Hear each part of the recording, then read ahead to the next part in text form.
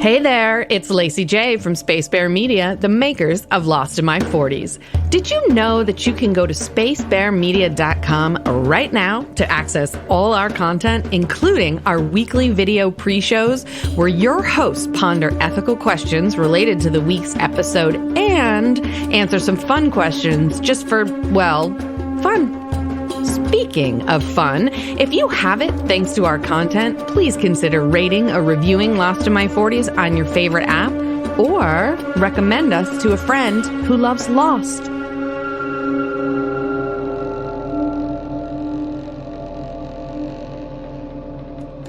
Hello and welcome to Season 2 of Lost in My 40s. We are back with you today with 2 full episodes for you to listen to. This or not. One is... I mean, you can not listen to them. Or not. Do it. This one is titled Man of Science, Man of Faith. It is a Jack-centric episode, and because it is the first one of the season, we're going to have Derek presenting. But first, we're going to go to Ben, and we're going to talk about our power rankings, where we ended up at the end of season 1, and a few other fun little things. So we do wipe these clean for season 2. Everybody starts off at 0. Because so many characters come and go, it just seems crazy to do it cumulative. So we're doing it by season. Yeah. But last season, Ben, remind us, who were our top 3 and who were our bottom 3? Well, no surprise. Kate ended up in the lead with 169 points. I love that there's a 69 in there. That's just so really, fucking really. Yes, it is. In second place, we had Locke at 150 points. And again, in third place, Dr. Bronze, Jack, with 133. The bottom of the barrel was ruled with an iron fist by Shannon at negative 113 points. Yeah. And then in the middle slot at negative 56 points was Ethan. And her little, whatever her name is, Shannon's little fuck buddy, Boone, ended up at negative 42 points. And he ended up dead as well. So I doubt he's going to be gaining any ground in season 2. Yeah, that's really interesting that 2 of the bottom 2 characters didn't make it through the whole season even. And it wasn't Ethan only in like a few episodes? Yeah, maybe 3. Yeah. That's how bad he was. Alrighty, so let's talk about a few other fun little things before we move on to the episode. Ben, who was the most fucked? I mean, come on. Probably it's obvious. pretty obvious. I think. Yeah. I think probably 1 and 2 are probably pretty obvious. Can we guess who 1 is? Oh, most fucked would be Kate, and most killed must be Shannon, I guess, right? Yeah. Ethan. No, Shannon? No. Okay. Shannon was killed a lot. Actually, we're talking most killed. Sorry, that was Boone, actually. Boone and Shannon were the top 2. Yeah, Boone ended up with negative 27 points, which means he was killed 9 times. Wow. Okay. Who was the most loved non-main character? This was a little surprising to me. The most loved non-main character was Nadia. Really? Yes. That's interesting. I probably bumped her points up because I think I fucked her once. I had a threesome with her in Sight, I'm pretty sure. Yeah, that's really interesting. Okay. How about the most hated non-main character? Well, I think I have an idea. I would say actually Rose is higher, but I guess in the first season she's not a main character. So Rose was actually I would say if we consider her a non-main character, then she was the most loved. There's a gray area there, I guess. Yeah, exactly. One would be an off-island character. And one is an on-island character. On-island, non-main. I feel like for me, I was denoting main character by whether or not they had their own flashback episode. Okay. So for those of you season 1, Rose didn't have one. Yeah. Right, exactly. Most hated non-main character, I have a feeling. Randy Douchebag Nations. It's gotta be. Well, I mean, if we don't consider Ethan a main character, then he was the most hated because he was in second place, period. So Oh, Again, that's on right. island Also and on off island, island. off island again. Yeah. yeah. Yeah, there you go. Okay. Yeah. Yep. Shall we get on to season 2? Episode 1, Man of Science, Man of Faith. Derek, take it away. Okay, so the episode opens with a black screen and a beeping sound. And then an unknown eye opens, and it cuts to a very old DOS prompt on a monochrome monitor. A man sits up in the top bunk of a bunk bed. He jumps down and slides over to the computer in a chair because that's still beeping. He starts typing on the keyboard and was using what I call the hunt and peck method, using his fingers. So he obviously didn't know how to type. And then he presses a button that says execute.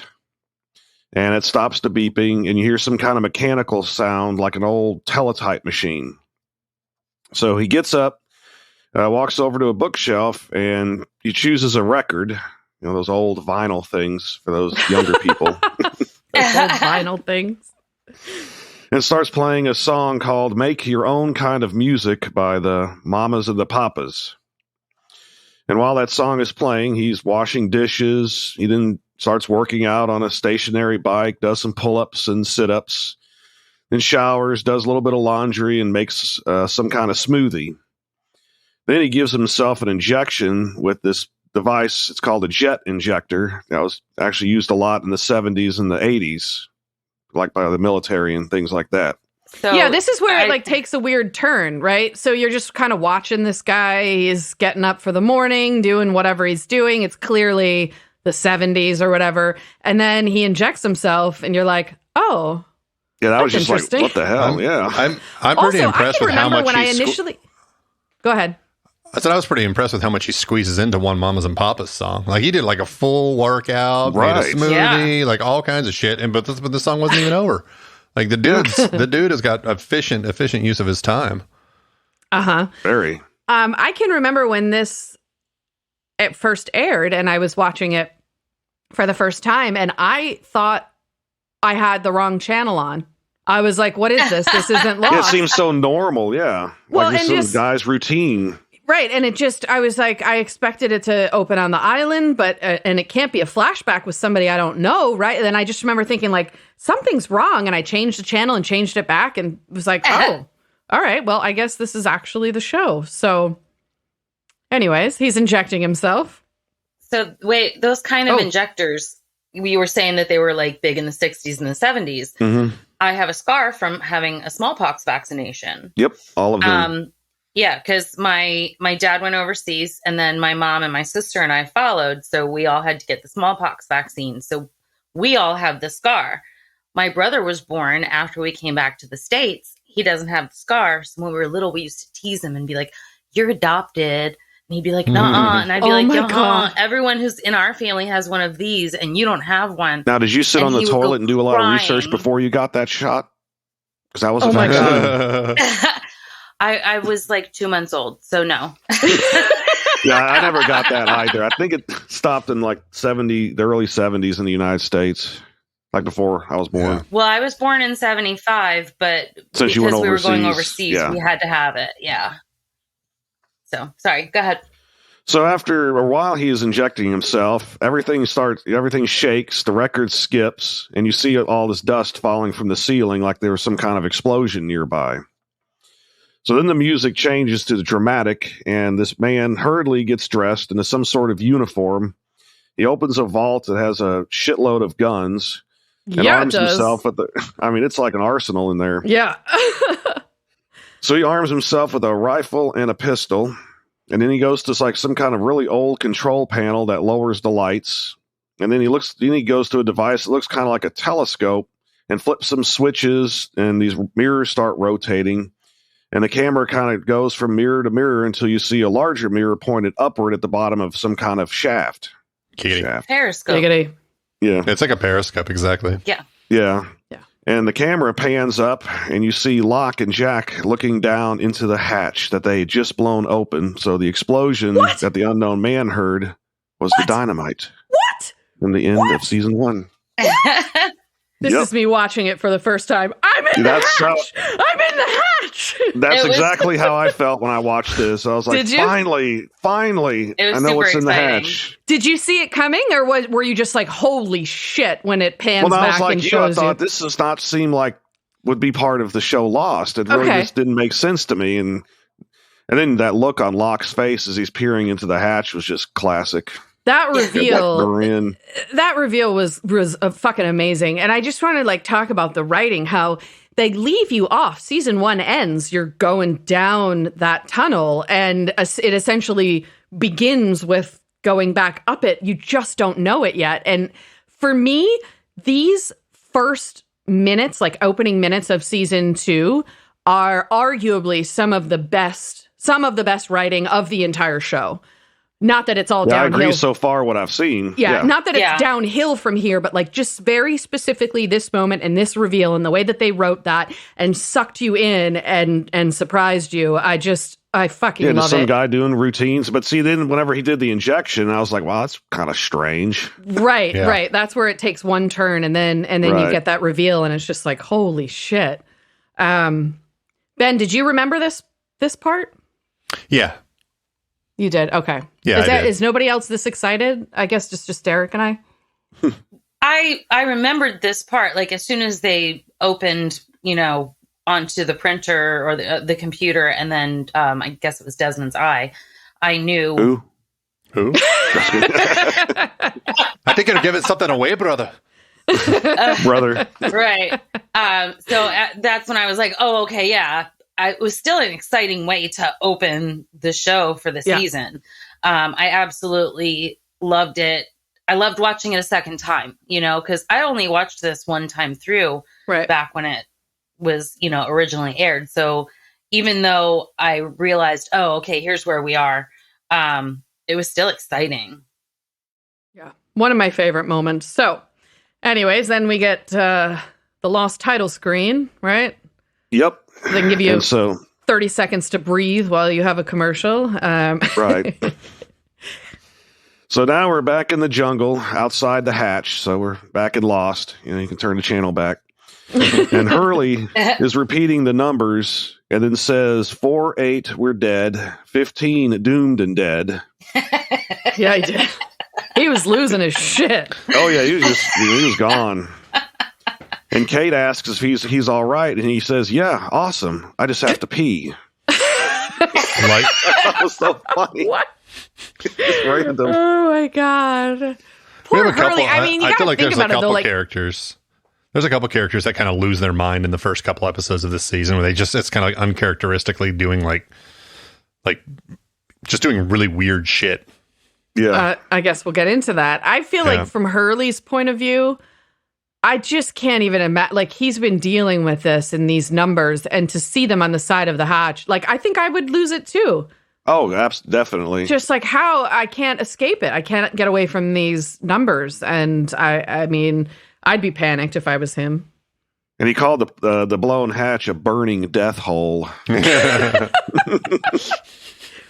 Wow. So Locke is, of course, he's eagerly looking down the hatch, and you see that the ladder is kind of like been destroyed halfway down. So Jack says the plan to get the other survivors into the hatch to keep them safe will not work now because they won't have enough time to do it.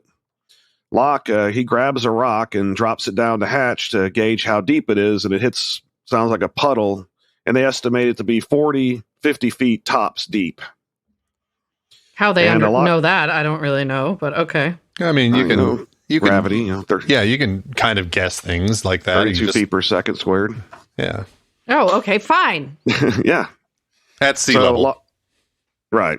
And they're pretty much at sea level. Yeah. Locke says that they could use some wire that they pulled from the fuselage and make a harness to lower people in, but Jack interrupts him and says they are leaving now. I mean, Jack is really adamant on leaving. Hurley thinks that's a great idea, but Locke says they went through... He's like, he just wants to get the hell out of there. Let's get the fuck out of here. But Locke says that they went through a lot to get there. Locke says to calm down, to which Jack replies, you can go exploring in the morning, but he's going to get the dynamite, and they're going back to the caves. And then Jack tells Locke, how about you just pack it up, John? And then they kind of have a staring contest at each other for a while, and then Locke says, sure. And then he asks Jack, why don't you want to go down there? Yeah, Jack it's is a creepy being Locke super moment. bossy. Yeah. He is being, yeah, you're right. He was very bossy in that scene. Yeah, you're not the boss of me. I don't know. I mean, I do see Jack's point there. It's like, okay, look, we got this thing open, and we've got this other thing that we're going to have to deal with. Like, they're still, they're under the impression that the others are still going to be coming, and they, he's That's got right, more pressing issues here. And it's like, okay, maybe if there was a ladder there, he'd be like, okay, fine, but this is just another obstacle. Like, and he's right. You're not going to get that many people down there, and if you're afraid of the others coming, then it's like we got to get back to our people, right? Yeah, and protect them, and worry about the hatch later. Yeah. So in that way, I think him being bossy is him trying to look out for the body politic. And I think Locke, the way that he challenges him with why don't you want to go down there? I think what he's trying to say is like Jack is afraid to find out that Locke is correct. That's what I think he's saying to him. Like, if we get down in there, you're going to find out that this was our destiny and that the hatch has all the answers, and Sure. you don't want to go down there because you don't want to be proven wrong. That was the way I read it, but Yeah, I can see that too. watched it. Yeah, I meant like read the room. Yeah. So after Locke asks Jack why doesn't he want to go down there, we cut to the first flashback of the episode and season. And we're in an ER where a female in her late 20s is being wheeled into the operating room with a piece of a steering column sticking out of her chest. Yeah. Ouch. Yeah, it looked painful. She was a mess, too. So Jack arrives with some kind of horrible wig or toupee or whatever they did. It's so bad. Fucking hair. Amazing. It's like this idea that I guess like if his bangs are like pushed forward, that means he's younger. That must be what it is. They didn't glue it down in the back. I mean, that to me, like you see when they do side shots of him, you can actually see the wig like curling away from his neck. I didn't notice that. Oh my god! Yeah, I just noticed how horrible it was. Oh god, yeah. Is that I feel like that's something they always do in shows. Like anytime they want to make somebody look younger, they put bangs on them. Mm-hmm. Yeah, like everybody had bangs when they were a kid or something. I think that's exactly why. Because you're it more makes likely people to have look ridiculous. Well, I mean, it depends on the haircut. Some people look good with bangs, but his looks stupid as fuck. Oh god, it looks so bad. So he's preparing for surgery and tells someone one of the people there to page his father. And they say that the woman was in a head-on collision with an SUV after jumping the median. So we find out that she's Jack's future ex-wife. Yeah. And the driver of the SUV is brought into the same room, and he's not breathing. And Jack is being called by everyone, treating both patients. So he gives instructions on how to treat the man, but the nurse says he can't intubate, but Jack has to. I feel like, is that correct? I feel like I don't know. People other than the doctors should be able to intubate. I would think they should at least train a nurse how to do that.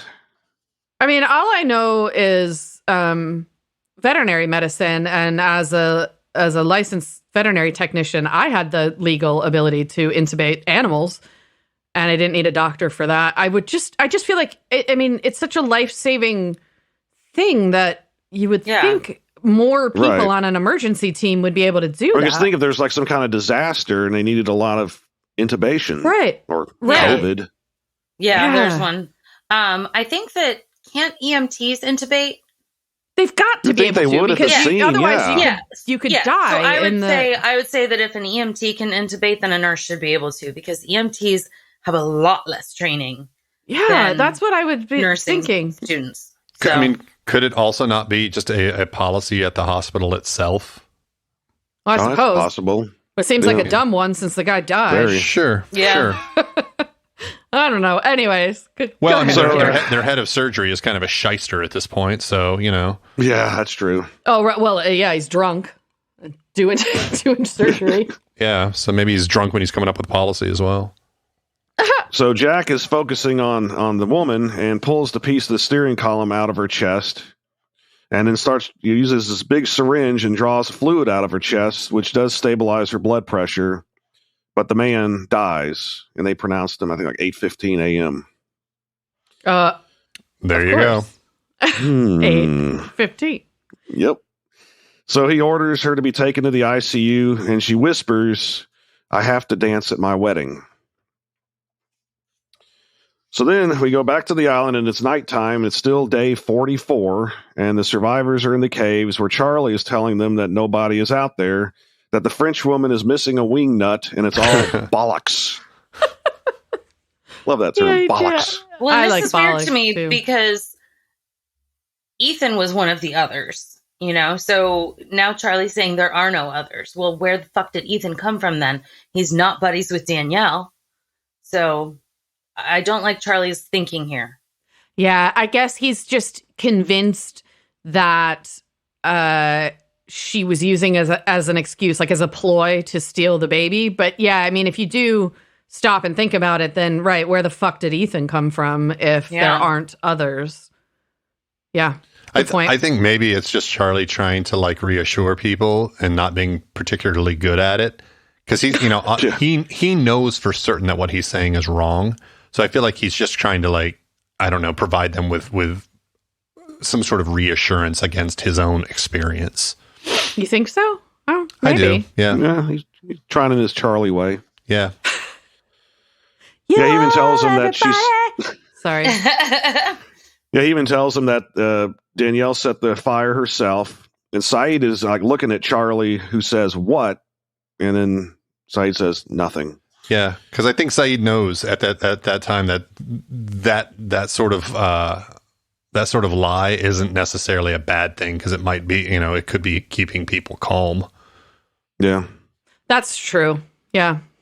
and then Shannon appears, and she lost Vincent. Oh, Already. She's She's already. from the So offing, useless.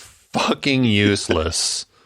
Yeah. And Can't even keep a dog. I know. It's the second time she's lost him. She lost him at the very end of the of episode 25 too. Almost drowned himself to get away from her. Yes, God, a smart dog. seriously. Getting away from her, not drowning himself.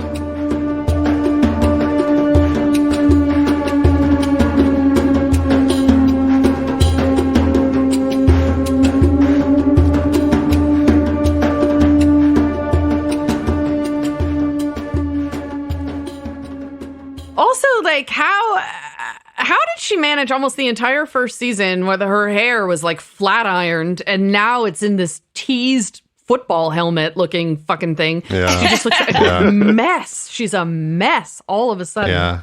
One day of pet ownership has just fucking wore her out. It hasn't even been a day. It's the I same know, it's day. been a few They hours. left that morning. Seriously. Yeah. So, like, since Walt gave her this dog has been lost more than it's been in her protection. So, Yeah, good job, Walt. basically. Good character references there. Yep. So she's asking if anyone has seen the dog, and she grabs one of the plentiful torches that are always available. I mean, those things are everywhere, and heads into Seriously. the jungle, telling Saeed when he asks her what is she doing, that she lost the damn dog. And Saeed follows her into the jungle. So we cut back to Locke gazing into the hatch lovingly, and Hurley asks him, why did he light the fuse? And Locke replies, why wouldn't I? And Hurley says it's because he was running towards him, waving his arms, telling him not to. Locke laughs and says he was excited to get inside, and why they got the dynamite from the Black Rock and came to the hatch. That's the whole point, and calls him Hugo. Jack says it was to save everyone's lives and mocks Locke for saying, maybe it was our destiny, John. He kind of said it to Locke going in that tone. Right. And Kate calls him over to the hatch door that had been blown off, and they look down at it, and it says, quarantine. What? Yep. So Shannon and Saeed are walking through the jungle, and he tells her to quit yelling out Vincent's name. And she replies, you said there wasn't anyone out there. And he replies with, well, we didn't see anyone. And she said that Vincent was the only thing that anyone had ever asked her to do. Wrong. Absolutely wrong. I guarantee you, one of her rich boyfriends on a sailboat asked her to do anal. Oh my God. Oh, yeah. Absolutely. Definitely. I agree. This was the only thing anyone asked her to take care of, I guess. other than that sore butt. Yeah, exactly. Oh, shit. All Bleached. right. Oh, God. So Saeed asks, well, like, it looks like he can tell that she's, pretty tired, and asks for the last time she ate or slept and that she's exhausted. And just as she says that she needs to find that dog, they hear Vincent barking, and they can see him sitting in some bushes. So Shannon, starts walking towards him from the front, while Saeed says he'll circle around back. And of course, Vincent runs off, with both of them giving chase. So Shannon runs clumsily through the jungle, calling for Saeed because she obviously lost him, and ends up tripping on something and falling down. She gets up and she's looking all around, and then she starts hearing whispering. And then all of a sudden you see a very creepy looking Walt standing there, and he is drenched and staring at Shannon. Rode hard and put away wet. Oh man, Yeah. he looked really creepy. Yeah, he did. Yeah, they had him. It was weird. Like the way he was wet, it almost looked like there was a layer of water just covering his entire body. Yeah. Yeah, it was really strange. It wasn't like he was in the rain. It was like he was covered in the water at that very moment. It's almost like they put with the lighting. It's almost like they put baby oil on him or something like that to make it look like his entire body was like super soaked. Yeah, he just borrowed some of Sawyer's. Yeah, I got some of Sawyer's. You just did a slip and slide over Sawyer's pecs. Oh my God. So she calls out his name, and he just kind of puts his finger on his lips, telling her to be quiet, and then says something that you can't understand. It's unintelligible. Saeed arrives, and Walt, of course, is gone, but Saeed knows that Shannon had seen something and asks her what. So then we're back with Kate and Locke are walking through the jungle, and she asks him, why does he want to go down there so bad? And he corrects her, saying, Lee. Yeah, he Bad does. Lee. I do love that. It's a good. I mean, it's a good little deflection too. Yep. Yeah. I don't necessarily want to answer this question, so I'm going to Correct your grammar. grammar. So Locke says Jack thinks he's crazy, doesn't he? And Kate replies with, because you want to drop into a hatch that has been locked from the inside by a foot-thick steel door that says quarantine. Yeah. I mean, that does sound crazy. Yeah, it does. But then he replies with, 5 hours ago, he was pulled into a hole by a column of black smoke, and asks if she saw it. And she just kind of nods and replies, well, I guess we're both crazy. Yeah, and I also love what he says right after that is, I wonder what Jack thinks he saw. Right. Because it's you're like, being the man of science. Yeah. right, exactly. Right. How's he deciphering that? Because we all know he saw it. Everybody saw it. And so Jack and Hurley are, kind of walking behind them, and Hurley asks tells Jack he should go ahead because Locke is making time with his girl. That's fucking And great. says it was a joke when he sees that Jack isn't laughing. And Jack says he isn't in the mood for humor. And Hurley says, usually you're Mr. Ha-Ha. That makes And Jack laugh, laughs. though. Yep. And so Jack then asks Hurley about the numbers and why he said they were bad. Hurley says it's a long story. And Jack says, well, we got time. Hell, stuck on an island here. So Hurley says he was in a psych ward with Leonard, who was constantly repeating the numbers over and over. And a couple of months after he got out, he played the numbers while buying a frozen burrito and won $114 million. And after that, his grandpa died, his house caught on fire, and the chicken joint he worked in got hit by a meteor. Well, he said meteorite after he corrected himself. And he said he tried to stop Locke because he saw the exact same numbers written on the side of the hatch, and those numbers are cursed. And all Jack says is, so you were in a psych ward? I was so pissed. I know. I was like, Yeah. I was expecting something else. Yeah. Something I'm like, more. out of all of the information that you just got, that's your fucking response? Well, it's a and that setup. upset Hurley, too. That's why it's a setup so that Hurley can Right. talk about his bedside manner not being good. So it feeds Yeah. into the rest of the show. But He just wanted Jack to believe him, but Jack says they're numbers. And then Hurley says that Jack's bedside manner sucks, dude.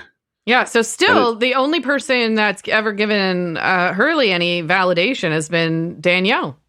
Yep. Yep.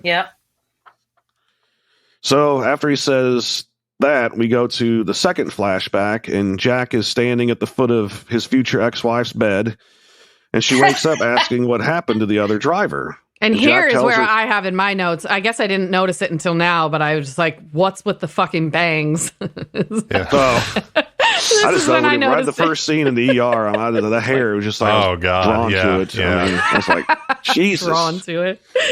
Oh, shit. So, yeah, So anyways. Jack tells her he died that he died in the ER, and she says she can't feel anything, and he says, I know. She asks what happened, and he tells her that her spine was fractured and has multiple crushed vertebrae, and that her spleen is ruptured and bleeding into her abdomen. He says he's going to try to repair as much as possible, but tells her it's extremely unlikely that she will regain feeling below the waist. She says, oh. And then Christian walks in addressing Jack as Dr. Shepard and asks for a word. So they go out into the hallway, and Jack asks, what did he do wrong? Because Christian is frowning. Who replies, well, his face is always that way. People used to accuse my Christian's got dad of resting that. bitch face. See, my dad had that because, like, when my friends would meet him when I was like really young, they says, "Your dad pissed about something?" It was just No, that's he just his face. yeah. My dad tell my dad that what am I supposed to do? Walk around with a fucking smile all day with a big old grin? Yeah, No, because then that's even creepier. Right. Yeah. yeah. Wow. So he tells Jack that he should try handing out some hope every once in a while because that even if they're 99% screwed, they'll still want to hear that 1% chance that things are going to be okay. See, for me, I disagree with that. I understand the plot and that Christian's probably right. But for me, I would have, if it was me, I would have wanted Jack to just give me the details, just like that. Just Yeah, give it see, to when me. I was younger, don't mom- dole out hope, false hope. right, exactly. See, my mother, she had a bone marrow transplant in 1989, and she told me that she had a 95% chance to live, when in reality, it was the other way around. But she knew that herself. The doctor had told her, you only got a 5% chance. And Wow. how old were you? 14. Ooh. We spent 3 months in Houston living across the hospital from MD Anderson because she had to stay in isolation for 27 days. Wow. Just to avoid infection? Yeah, and they I like guess. radiated everything. Yeah, back then it was experimental still because they kill your immune system. Yeah. Right. You have zero immune system. And it worked. That's the. It did. It gave her Yeah. 20 more years. Yeah. So. Wow. Well, Christy, you had brain surgery. How did your doctor talk to you? My doctor had an incredible bedside manner. Really? Okay. I liked him the moment that I met him. I don't want this to sound mean, but he looked like Luigi. Except Wow. he's Cuban. Oh, wow. I can picture it then. Yeah, so he's not a terribly tall man, and he's gray, and he's got this big bushy mustache. And a That green is- hat. And a green Not hat. a green hat. It says L on it. maybe his surgical cap was green. I don't know. Probably. Yeah. Yeah, but we went over, what the problems were, and he made me very at ease, and he made me feel like the day of surgery was going to be just another day at the office for him, but in the least arrogant way possible. Wow. So. Yeah. I mean, that does Cool. sound like good bedside Yeah. manner. Yeah. Yeah. But he did. I mean, he gave you the stats. I mean, he said like one side effect of brain surgery could be death, right? Like Well, yeah, that's any surgery. any anesthesia, with Yeah, when I got an anesthesia, MRI, I had Yeah. to sign something saying that liquid they inject you with for to make it show up could kill Contrast. Yeah, it's called Contrast, contrast. that's it. Yeah. Contrast Yeah. dye. you. I read that. I was like, wow, this stuff can kill me. Okay, here, sign. Yeah, I go through like a 2 hour, maybe an hour and a half to 2 hour MRI at least once a year. I've had 3, and I don't like them. It's weird. Stuck in that thing. Yeah, it is weird. Yeah. The worst part is when they put the mask over your face and Yeah. like strap you, like bolt you in. That I don't like that feeling, but whatever. They give me some kind of Probably Xanax. Back to Lost. Oh, yeah. So Jack says her spine is crushed, and telling her that there is a chance is false, but Christian says maybe, but there's still hope. Mm. Yeah, I don't like that either, actually. Yeah, don't. exactly. So back on the island. Do we notice that we're at a point where there's, you know, one of the things that we're at a point where there's, you know, one of the things Locke had said earlier was that inside that hatch was hope. And now we have, you can't get into the hatch or whatever. But then within this flashback, we basically have Christian saying the same thing. All of these other things aside, you have to have, you know, hope. Yep. So I think he's sort of like a reflection of Locke right now. Well, and that's interesting. Been kind of a theme throughout the whole thing when, like Saeed was talking to the group and saying, let's not tell them about the transmittal that we heard from the French woman because hope is a very bad thing to lose or something like that. Yeah, you're right. I don't know what a hope. transmittal is, though. Is that a word? You mean transmittal? Transmission. Sorry. Well, you said transmittal. I like that. I think No, I believe transmittal actually is a word. It is. To transmit is a transmittal. Yeah, I guess that makes sense. We have these things that one of the forms we have to fill out when dealing with the MVA. It's called a transmittal sheet, and you write up all the information on it and give it to them with the paperwork. Oh, fine. Like a TPS report. Oh my God. So back on the island, Shannon is telling everyone that she heard whispers in the jungle, but Saeed tells her to be quiet. Sun asks if she thinks something happened to the raft, and Saeed says Walt is on the raft with Jin, but Shannon insists that she knows what she saw. So Jack and the dynamite crew return, and Jack tells them, after a long pause of them just looking at him, that Locke found a hatch in the ground about a half mile from the caves, and that they blew it open for all of them to hide inside. But he says there isn't a way to get everyone in there tonight, and then that's when Charlie asks where Dr. Arzt is. And Jack just says, he didn't make it. He's all over the place. On my shoulder. Yeah, that's what I was going to say. He's all around everywhere. Yes. And so Shannon asks if they saw the others, and Charlie yells at her. And Jack says, hey, after the crowd is kind of getting out of control, and they all look at him again. He says everything is going to be okay, and that they're staying at the caves together, and that they have 4 guns, and they'll put lookouts everywhere, and they'll be safe as long as they stay together. He promises that they'll see the sunrise in 3 hours. So his bedside manner's getting a little better, exactly. I guess. Yeah. So, but Locke, he doesn't care about all that. He's gathering up the cable and tells Jack he's going into the hatch. And I love how he does it like in front of everybody too. He doesn't go like, I'll go talk to Jack personally after this, say, hey, I'm gonna go do that. It's like they're like 2 stags again at this point. He's like, I'm going to do this, and I'm putting everyone on notice that I don't think that the way that you're doing it, Jack, is right. So like when he said earlier, and he was gonna stay there, and Jack said, well, you should come back, and he finally goes, okay. I think he had planned it the entire time, like he was going to come back here and he's getting in that hatch. Yeah, he is getting in, and there. He was going to tell everybody he was going. Yeah, I agree that when he acquiesced, it was because he was just going to go back anyways after grabbing some supplies. But I don't think that it was a way to make Jack look bad. I don't think that's what Locke is concerned with. I think Locke was more like, "That's fine. I'll go back with you now. I won't cause a fuss." But I am on my own journey, and so I'm going to go do this. I don't think he's trying to make. I don't think he's trying to make bad. Jack look bad. I think he's trying to give everybody there a choice to take whatever they want to do what they want to do. Well, yeah, I could agree with that. Yeah, he's doing it publicly because he hopes that someone will follow. Which which happens. We see. Yeah, ends up happening. Yep. So Jack asks Locke, is that the smartest thing to do right now? And Locke says, I doubt it, but he is tired of waiting for the others or others to show up or the raft to get help, and he leaves. So Kate and Jack have some alone time, and they're talking, and Kate tells him he did a good thing with his speech, but she is going to the hatch because she can't let Locke go by himself. I'm with Kate. I'd be going. I want it in the hatch. I want to go in the hatch. Yeah. Let me in too, the hatch. They went through all this effort and trouble to get in there, so let's get in there. Yeah. So we're in the 3rd flashback of the episode. Actually, I want to say something that happened here, because when Jack is sort of like, why are you going to follow Locke? She says, she repeats something that he had said earlier, that live together, die alone. Yep. So she used this quote. Yeah. Kind of like giving Jack some of his own medicine. Hey.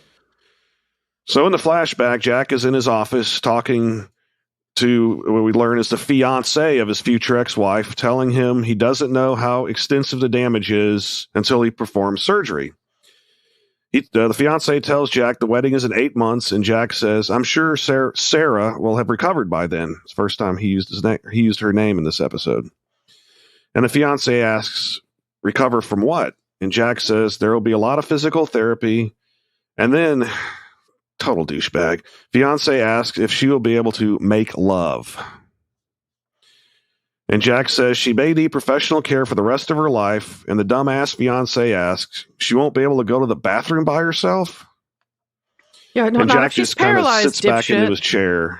Just get her a Yeah, sex Jack's like, swing. what the hell? I Sex just swing and don't some lube. see You can work that out. Julie Bowen with that kind of like bohunk dude. Oh, yeah, he was gross.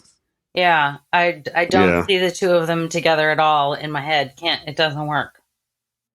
Well, obviously, it doesn't work on the show either. Yeah, There's good Jack. casting. Yeah. But yeah, I mean, this guy, you can see it coming, right? I mean, Oh, God. He looks like a total douche. just in Yeah. every subtle little way, you know that this guy's like, no, I'm leaving her. I'm done. Yeah. I'm not doing this. She can't Yeah. make love. I'm done. I mean, not to say like those are real issues. This does happen to couples where someone is injured and it's life changing. And like, I mean, the things that he's thinking are real things and real challenges and stuff like that. So I don't want to take away from that, but you can just That early in the tell game. by the way it was, but by the way that it was written and acted, Yeah, you can tell that he's just like, I'm bailing. I'm out. bailing on I'm this. gonna I'm gonna go jump into my Audi and Yeah. yeah. I'm out. Yeah. I'm going to make like a tree and leave. Yeah.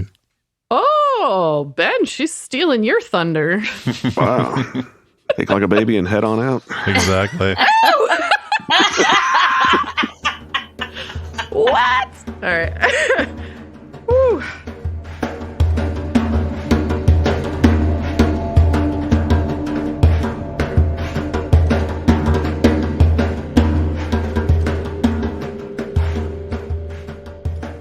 Hey, Ben. Yeah, babe. Got any special occasions coming up that you need a card for? Is this a trick question?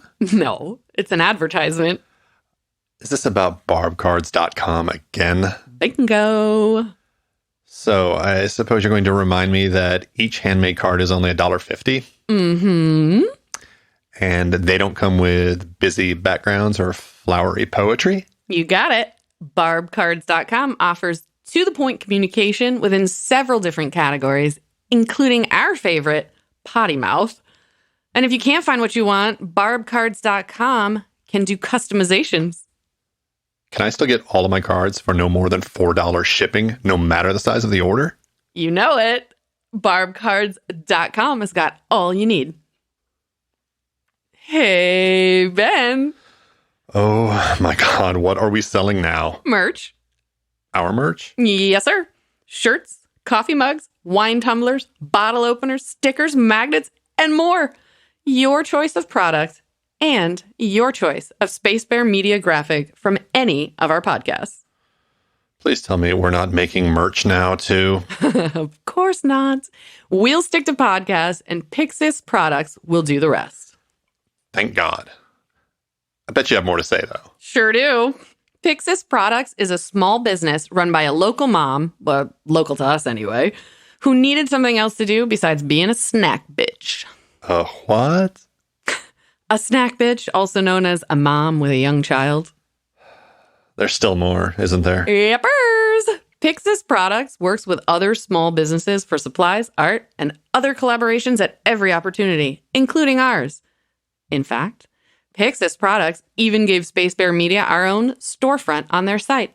You can find us at shopspacebear.com. Say what? You heard me. Go to shopspacebear.com and buy something.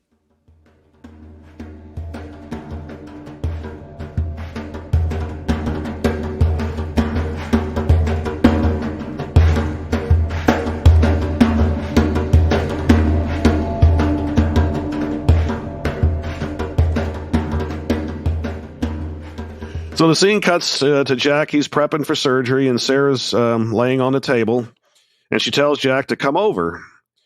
and she's going to tell him a little secret. And she keeps getting Jack to come closer and closer, and she tells him that it is okay, and that she knows she isn't going to be dancing anymore, but she can still roll around in her bedding, I think is what she said. No, she said I can roll around at my wedding. Oh, roll around. Okay. Instead of dancing, she was making a roll around joke. Exactly. Lock. Yeah. But he tells her he's going to fix her, and she closes her eyes, and he kind of staying there a long time. He looks up. There's one of these nurses, is wide-eyed, just staring at him. I'm going to send you guys a message. I just sent it on Facebook Messenger, because when I saw the nurse, I immediately thought of something else. So I sent you a picture of the nurse and a picture the one of that's with the wise eyes wide open. Oh yeah, there it is. It's the alien from Mars Attacks. Yes. Is that what it is? That's what it is.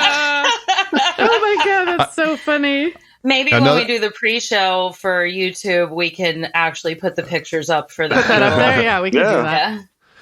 Oh, that's you so guys funny. should rewatch that scene. There was something that I noticed, and again, it was probably because I was watching it on a big ass TV. But there is a super super long eyebrow on Jack's right eye that just did not get plucked, and it is out there. It's like he looks like one of those like deep sea angler fish. You get those. Oh yeah, with the antenna. Yeah, with the antenna with a light on it.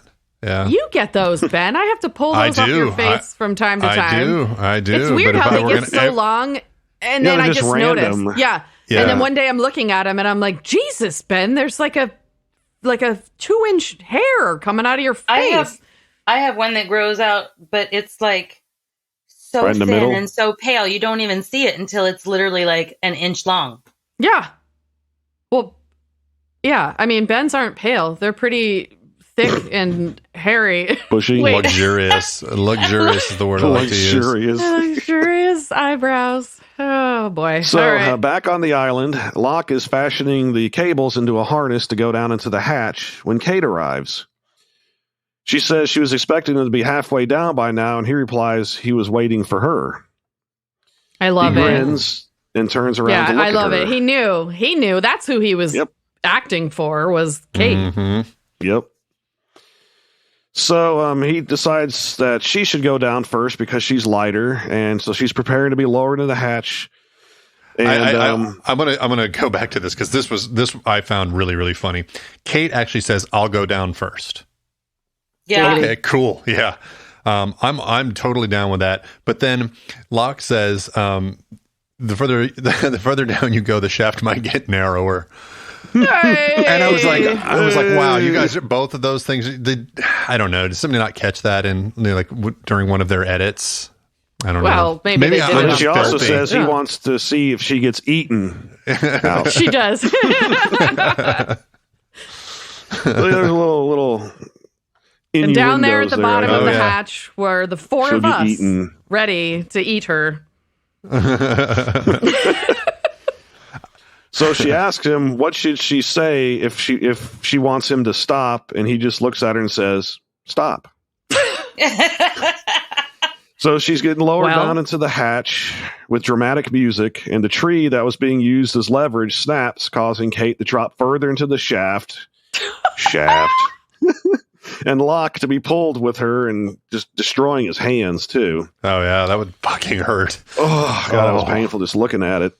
And then her fall is stopped by Locke bracing against the hatch, but she drops her flashlight. She says she's okay, and maybe starts to say probably to pull her up, but nope, Locke just continues lowering her. That pissed me off so much. Yeah, he was determined to find out what's in that hatch. He did not give a shit about her. He wanted to know what was in the hatch.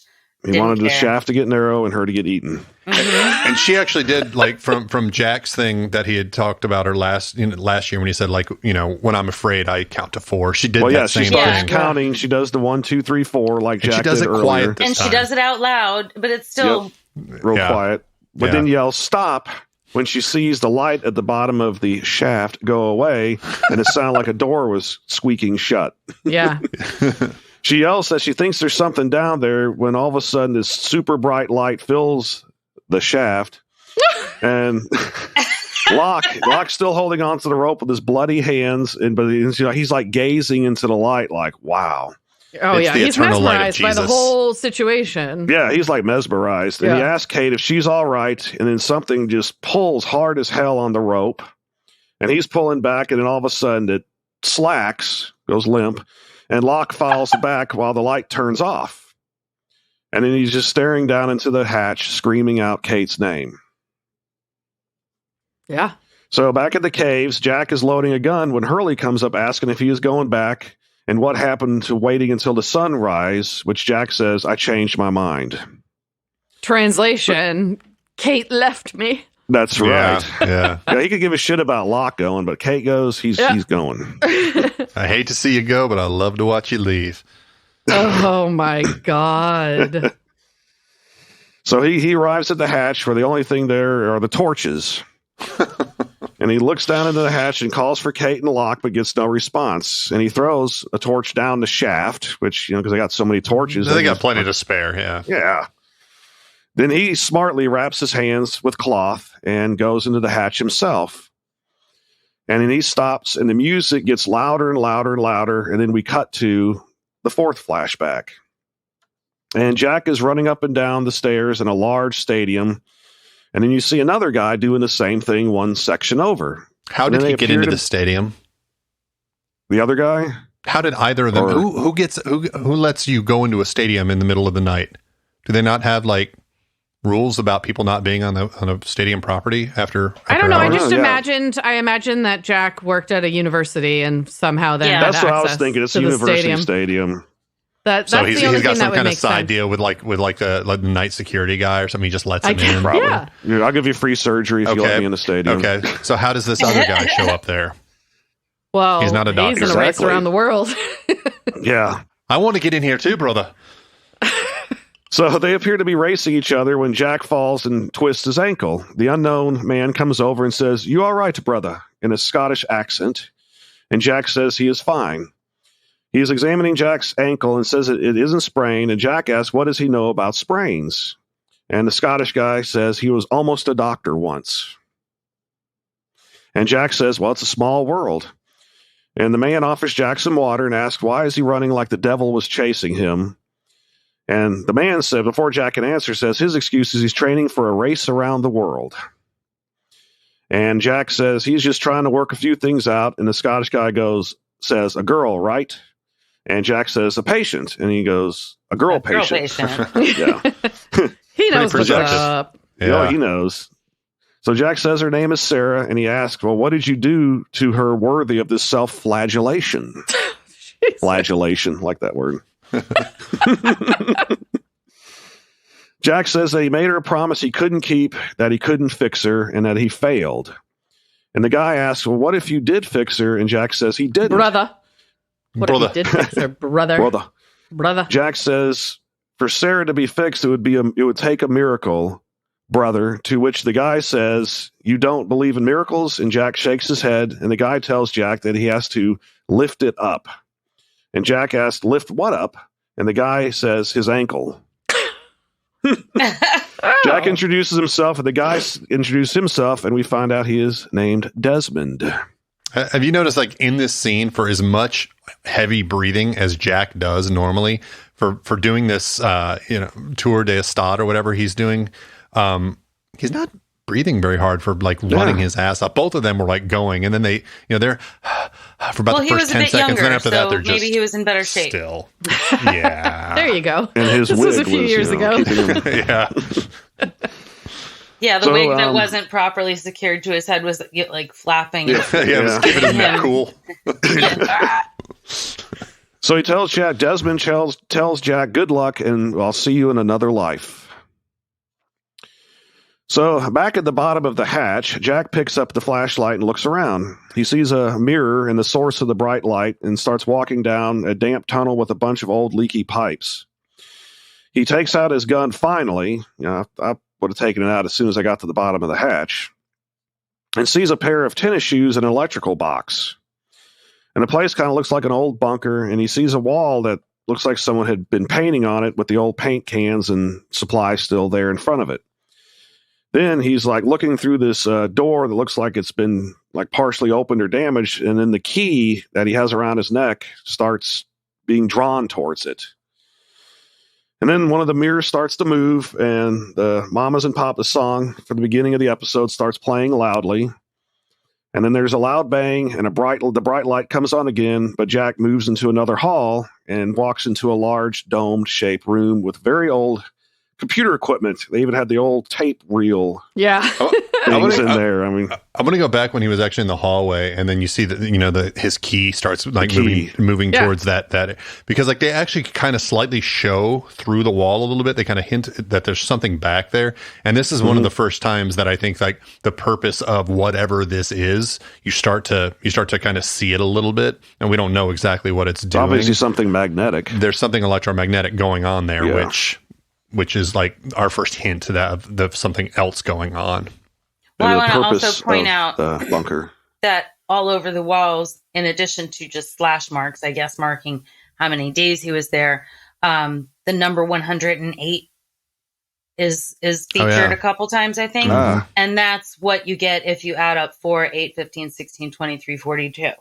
There you go. It also will come up in the next few episodes what the significance of 108 pops up. Yeah. So Jack is surrounded by this ancient computer equipment, and the computer in the center of the room has that same DOS prompt as at the beginning of the episode. And this, for some reason, Jack is about to just press the execute button when the music stops and Locke says, "I wouldn't do that." And Jack asks, "Where's Kate?" Didn't ask if Locke's okay. He says, "Where's Kate?" No, just where's Kate? He's like, fuck you, Locke. Yeah, Locke is resourceful. He's going to be fine. He knows. And so he points the gun at Locke when an arm appears and points another gun at Locke's chin.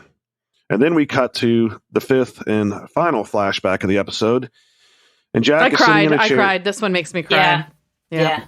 Jack is sitting in a chair in Sarah's room when she wakes up and asks if she is alive. Good question to ask, I guess. He pulls a chair over by her bed and she says he smells and that he really smells. He says he went for a run. I think that's what he says, a tour of the stadia. And she said that he smells like he ran far. So he wanted to check. He said he showered, but I guess it didn't work. And he wanted to check on her and that he ran every step up and down in the stadium. And she asked, well, why would he do that? He said he's intense.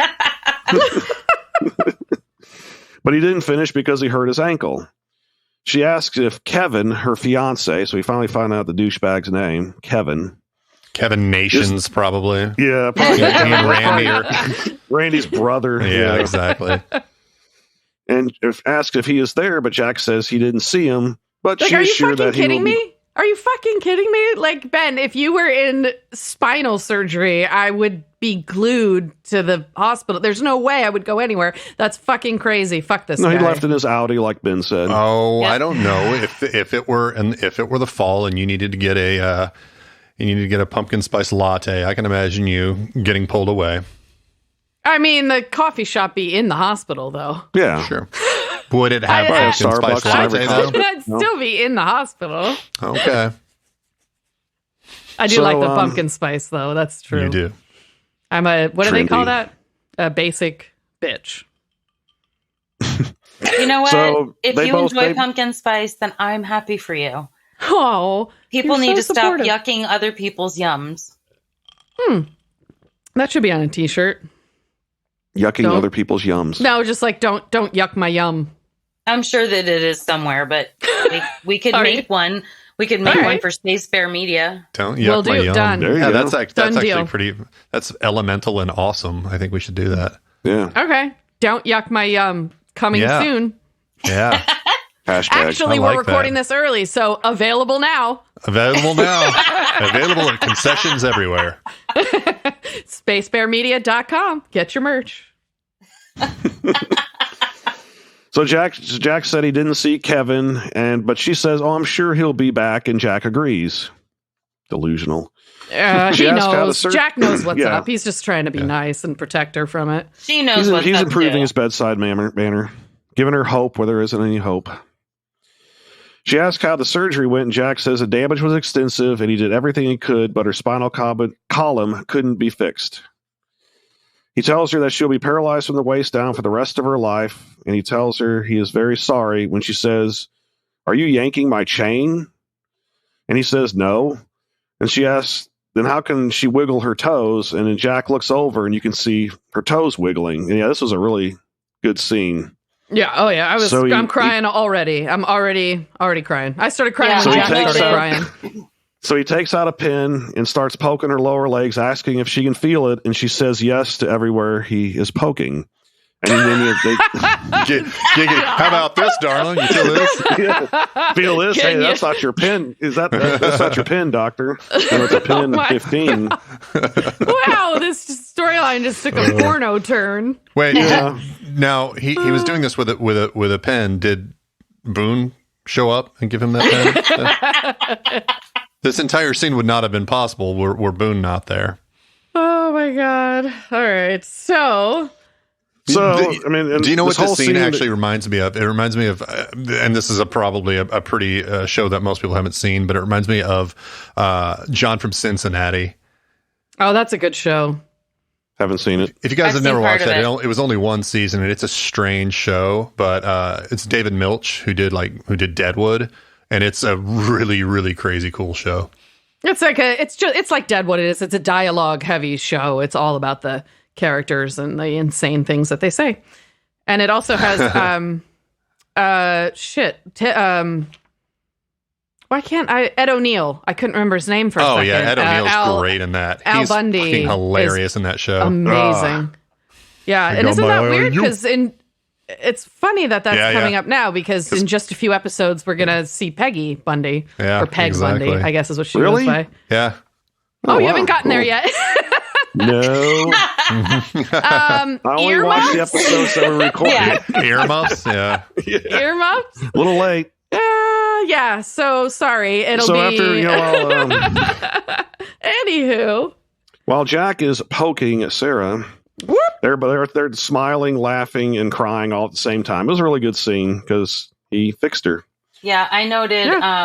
after they both cry together, I noted, to be fair, I cried too. Also, she has perfect teeth. Yeah, she does have perfect teeth. That's right. Yeah. Some orthodontist is responsible for that. They don't come that perfect.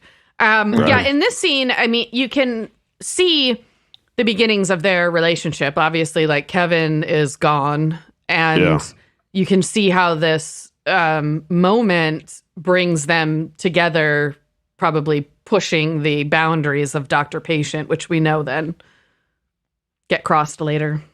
Yep. So back in the hatch, or the bunker, whatever, the showdown continues between Jack, Locke, and the unknown gunman, who says, "Move and I'll kill him," in a strangely familiar Scottish accent. Yeah, so did you notice right away? I was wondering, like, yes. you knew before Jack knew, right? Yeah. Okay. Right. So Jack asks, "Where is Kate?" Of course. And Locke says she's fine and to put the gun down. The gunman shoots around into the ceiling and says, "Do you want him to die? Put it down." Jack asks Jack's Locke, like, I mean, maybe. So Jack asks Locke, "Is this what you were talking about? Is this your destiny? All roads lead here?" And the gunman then moves position and gets behind Locke and says, "Lower your gun or I'll blow his damn head off, brother." And I was like, oh shit, Jack's going to know. And he's revealed to be Desmond, and Jack says, "You." And the Desmond episode with the crazy eyes ends. That's the awesome episode. Man, that was a good episode. And the bookends, the opening with I have goosebumps all over me. The opening of the hatch, and then the ending where you're like, wait, whose fucking destiny is this? Like, right. Right? Yeah, because when I rewatched it last night to do my outline, I was like, man, the same things, like you said, goosebumps. I was like, holy crap. I found it funny in this scene that Jack actually like took the effort to chastise Locke. Like, oh, this is your destiny. Well, he's in the middle of a situation, like Mexican standoff. Well, I mean, I think. Well, I mean, they'd been building up. They'd been having the conflicts through the whole episode. Well, through the whole show thus far. Sure. But I think it was to tie a bow nicely onto, like, make sure you understand that Jack doesn't believe in destiny right before the moment that he goes, wait, what the fuck is this? And Yeah. It's true. The Yeah. You know what I episode mean? is called Man of Science, Man of Faith. right. Yep.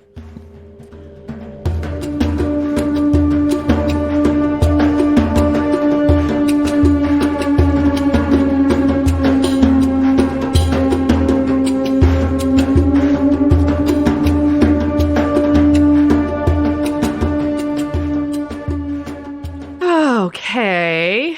First fun facts of the season. Desmond talks about that he was going to be in a race around the world. So I looked up whether or not that's a real thing. It is. I I didn't know that. Yeah. So I found something called the Circumpolar Race Around the World. For short, it goes by CRAW, acronym CRAW. You can find the website at craw.racing.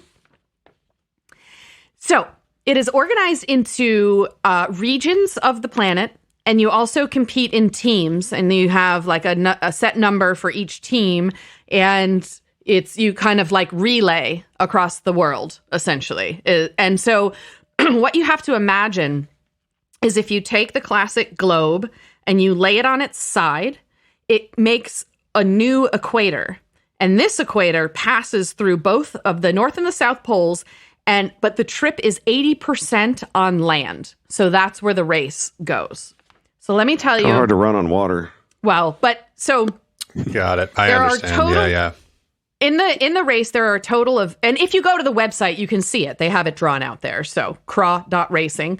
But they have a total of 8 flights and 6 ferries to get around the planet when 80% of it is on land. So here are the categories. It is a total traveled time without the flights and the ferries is 30,167 miles. You add another 36,825 miles with the flights and the ferries.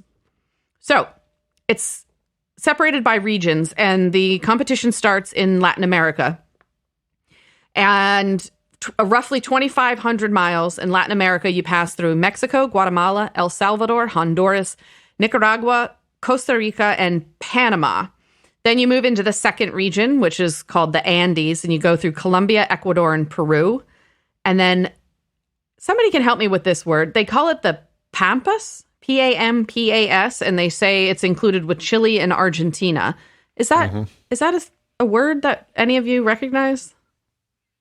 I mean, I've heard of it. It's like a region in South America, I think. Yeah. Pampas. I think So it's that's like. so it must have yeah. it must consist of Chile It's and not the Argentina. mountains. Then. It's not the mountain part. Yeah. Right, the Andes, which was the one right before that. Sure, Right. okay. It's So fertile South American lowlands that cover more than 1,200,000 square kilometers. That's a pretty big area. Okay. So that probably includes like Patagonia then, down at the.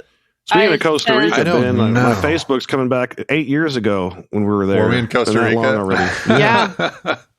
Man. So it covers part Oh. of Argentina. I don't think Patagonia is Chile, included. it It's looks like. Patagonia is not particularly fertile. Oh, I see. And this one was got it. So the next region is Antarctica. It doesn't have anything listed because there are no countries there in Antarctica, and I'm not sure how much of it they fly over either there. Then it goes down under Australia, the islands. They have listed as Indonesia, the Malay Peninsula, where you go through Malaysia, Thailand, Myanmar. And then it has Indian subcontinent, and you go through India and Bangladesh. And then region 9 is the Stans, and you go through Pakistan, Afghanistan, Tajikistan, Uzbekistan, Turkmenistan, and Kazakhstan. And then you make your way into Europe through Russia, Ukraine, Belarus, Latvia, Estonia, Finland, Sweden, Norway.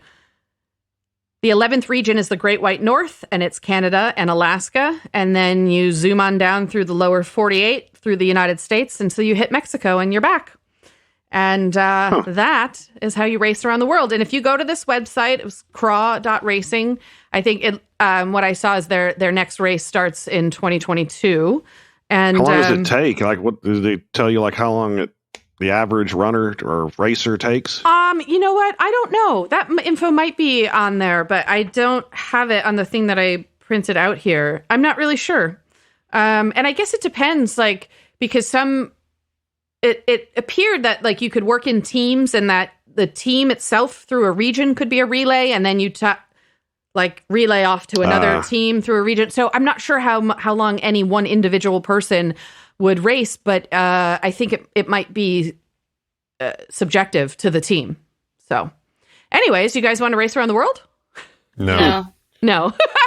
Christy, I did. That's why I have miles. I did apply for that Amazing Race, that show. Me and my friend, we made a video and everything. I'd love to have been on that thing. I just never sent the video in though, like a dumbass. I would do that. I would do the Amazing we just Race. got lazy. Oh my! You want to run around the world, but you're too lazy to send the video. We don't really run around the world there. You drive and fly mostly. Yeah, they do a lot of that. I've seen that show. It's great. I would totally be on that show. That would be fun. I don't know if it's still a thing because I don't watch network TV anymore. I think it's still on. I think it is. Ads for it. Yeah. Well, Survivor's still on, right? God. Yeah. I know. Yeah. Never understood I saw that the first show. season, and that was it. No, I loved it. I watched through probably a good... Richard Hatch.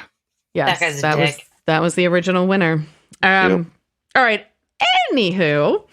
No, you like The Bachelor, I know. Me? Don't yuck my yums. Don't yuck my yums. Oh, yeah, that's right. I have watched a couple seasons of The Bachelor, but you know when I go through like periods of depression and I can't get off the couch and I just need something to like pacify my brain, I'll put on trashy TV like The Bachelor. I wouldn't call it my yum, but from time to time I've seen it. It's like your spiritual Taco Bell. I mean, the one that I liked was called... That's a really good... Yes, you're right. It is my spiritual Taco Bell. That was that kind of show is called Joe Millionaire, where the guy was like pretending to be a millionaire, but he's really not a construction worker. It was awesome. I remember that. All these dumb coozes trying to vie for his attention. He's so rich. You dirty legs. Because it was like, who wants to marry a millionaire? Oh my God. Yeah. All right, guys. Shall we talk about episode 1, Man of Science, Man of Faith? Let's do it. How about, Christy, what was your best and worst moments of this episode? The best moment was when Sarah revealed that she could wiggle her toes. Mm-hmm. And for me, the worst moment was when Jack was talking to Hurley and he said, "You were in a psych ward." It really pissed me off that was the thing that he focused on out of all of the things that Hurley said. Yep. Well, I'd have been like, "You won $114 million?" Yeah, right. Like, wait, what? That's what I would have said. It's like, ugh. Well, what were your best and worst moments, Derek? My best moment was the same as Christie's whenever Sarah learned that she wasn't paralyzed, and Jack and that whole interaction. But the worst moment for me was Shannon losing Vincent. How do you lose a dog? I mean, she's just terrible. Yeah. Ben, how about you? I mean, my favorite moment was when Jack realizes that it was Desmond, and he just says "you." Yeah, it's pretty intense was a good one moment. too. Yeah. The worst moment was when the first time you see Jack in that wig. Oh God. I have a feeling that wig might be killed this episode. It could happen. Very, very. It could happen. All right. For me, the best moment is when you realize you're inside of the hatch. And the worst moment, I don't know why this one was for me. It was when Sarah was in the operating room and she has Jack bend over and she absolves him of not fixing her. Because to me, it was like she had resigned to the idea of like, okay, I'm going to be paralyzed. Like, I'm going through the motions. I have to do this surgery, but it's not going to work. And it just felt like a sad moment to me. Mm-hmm. 1%. Yeah. So, how about best and worst characters and fucking kill? Ben, what do you got for us? I mean, my best character was Jack. He was typical Jack. Like he did a lot of like leading in this episode, and I think he in many ways he was trying to again sort of do what was best for the group. Where Locke's ambition seemed a bit more sort of focused on Locke and sort of like his personal destiny. So I think Jack sort of putting the rest of the folks before himself I really like. The worst character was his wig again. It was a bad wig. It was a really bad wig. Oh my god, that's amazing. All right. Either that or his errant eyebrow. Christy, how about you? Oh wait.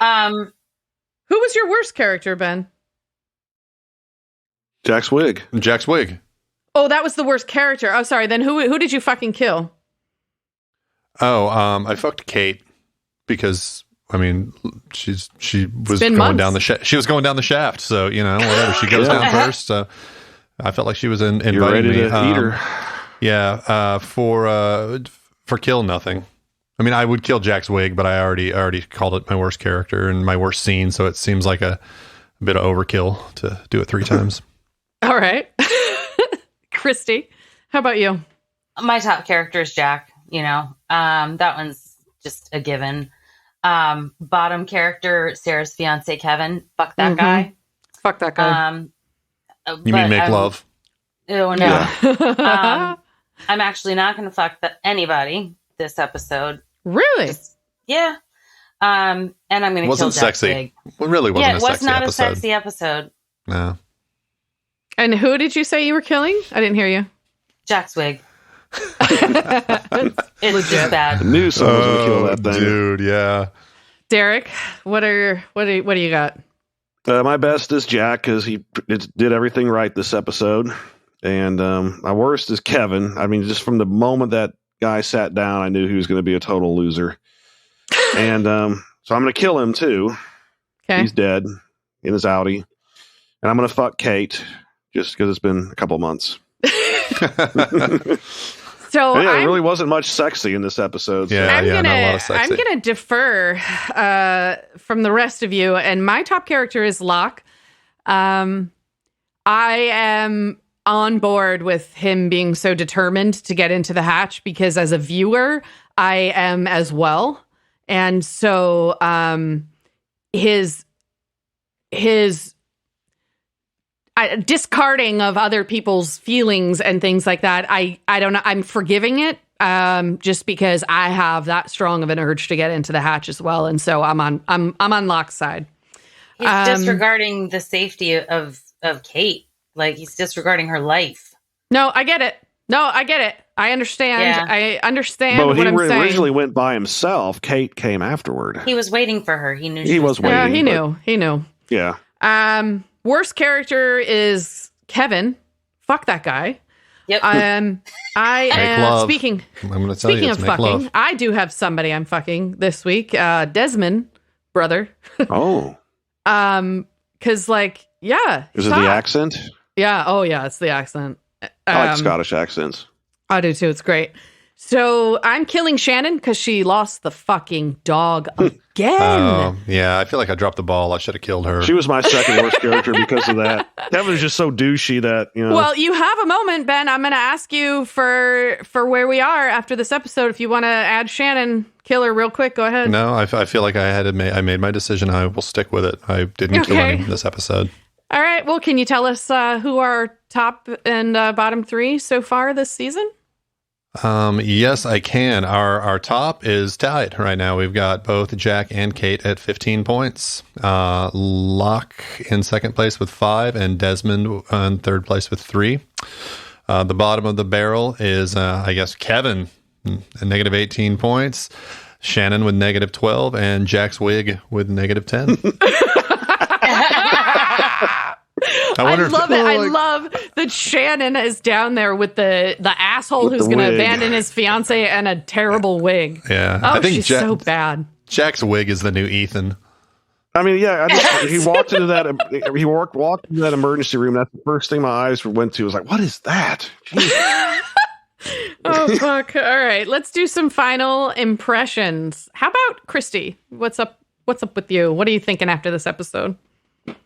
I've forgotten a lot about what's going to be happening soon. I seem to remember a little bit of it, I think.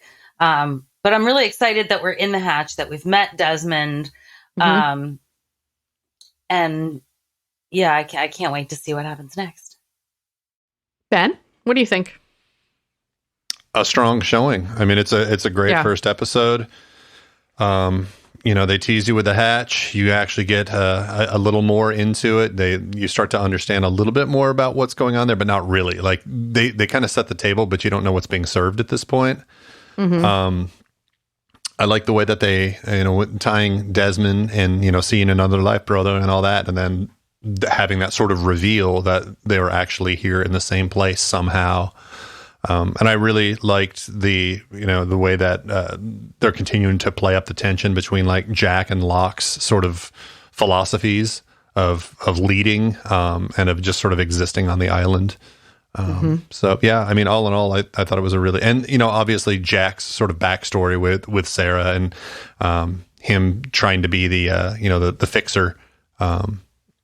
It was just it kind of pushed all the right buttons, I think. Yeah, so for me, I thought the writing was incredible, and like what a powerful way to come back as a second season opener. The fact that there were 2 massive reveals that bookended the episode, I thought was intense, because you usually don't get that. When you get one big reveal, you get one big reveal. And the fact that they gave that to you in the first 2 minutes really like catches you off guard that there's another huge one coming at the end. And I think it just blows me away. And also the twist where it's been, Locke is like, I have to get in there. It's my destiny. This is what I'm supposed to do.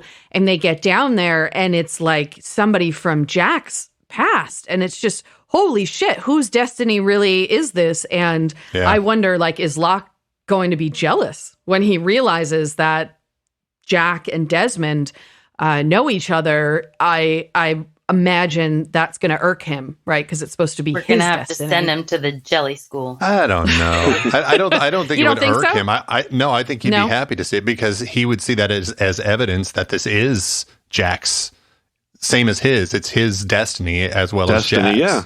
I just wonder if he would feel left out by that. That he's not the one. I think you don't think so? Not his destiny. No, I don't think so. Well, No. I guess. I just think it's just destiny in general. Like, I guess he probably thought it was Boone's destiny to die. Yeah. I mean, it's called Man of Science, Man of Faith. I think if there's anything that this shows, like Locke wants Jack to be more of a man of faith. And No. I get that. No. What could be more convincing than that, I guess? Running into this guy, okay. Yeah, that makes sense. Yeah. Okay, so Derek, what are your final impressions, and what questions do you have after this opener? This is actually my favorite episode so far in the series. Nice. I loved this episode. It was really, really good. And we finally found out what was in that hatch. Mm-hmm. And after all this time, and that it was, Desmond who's in there, who we met earlier in that flashback in the stadium. So my biggest questions are, who is Desmond and why is he in the hatch? Yeah, that's a pretty big And also, question. Where's Kate? Where is Kate? Okay, so tune in. We're going to find Kate soon. You're going to learn a little bit about Desmond in the next few episodes, but it's going to take the rest of this season to get more into his story. Desmond is one of my favorite characters of the entire show. Absolutely. Brother. Indeed. And his story is great, and we'll get into it. I'm so glad to be back. Thanks to all the listeners for coming back with us, and press stop on this and play episode 2. All right. Bye, guys. Bye, y'all. Bye.